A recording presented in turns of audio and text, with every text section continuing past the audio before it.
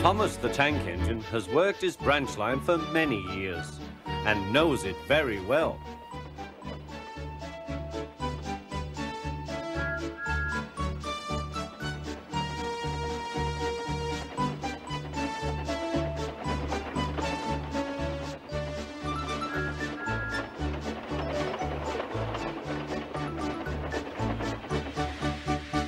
You know just where to stop, Thomas, laughed his driver. You could almost manage it without me. Thomas had become conceited. He didn't realize his driver was joking. Later, he boasted to the others. Driver says I don't need him now. Don't be so daft, snorted Percy. I'd never go without my driver, said Toby earnestly. I'd be frightened.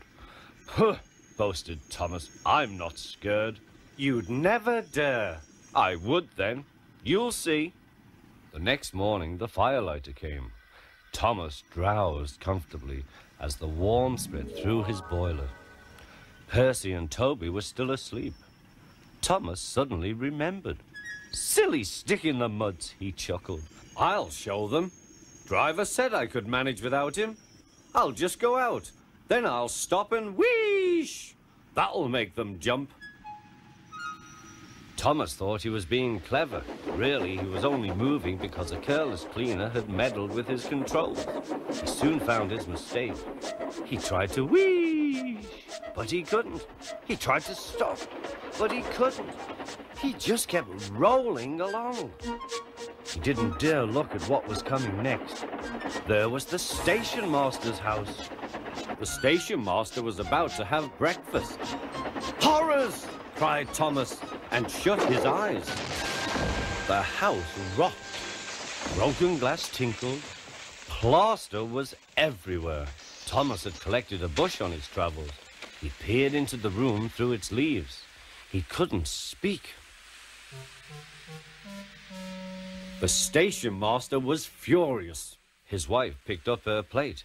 You miserable engine, she scolded. Just look what you've done to our breakfast. Now I shall have to cook some more.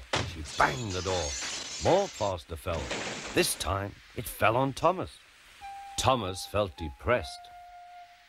Workmen propped up the house with strong poles and laid rails through the garden.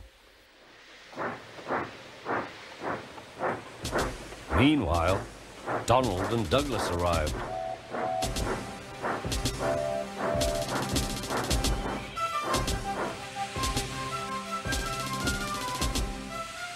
Don't fash yourself, Thomas.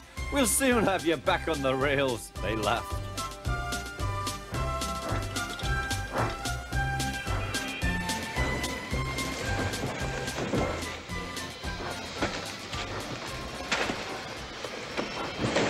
Donald and Douglas, puffing hard, managed to haul Thomas back to safety. Bits of fencing, the bush, and a broken window frame festooned his front, which was badly twisted. The twins laughed and left him. Thomas was in disgrace. There was worse to come. You are a very naughty engine. I know, sir. I'm sorry, sir. Thomas's voice was muffled behind his bush. You must go to the works and have your front mended. It will be a long job. Yes, sir. Meanwhile, a diesel rail car will do your work. The diesel, sir? Thomas spluttered. Yes, Thomas. Diesels always stay in their sheds till they are wanted. Diesels never gallivant off to breakfast in station masters' houses.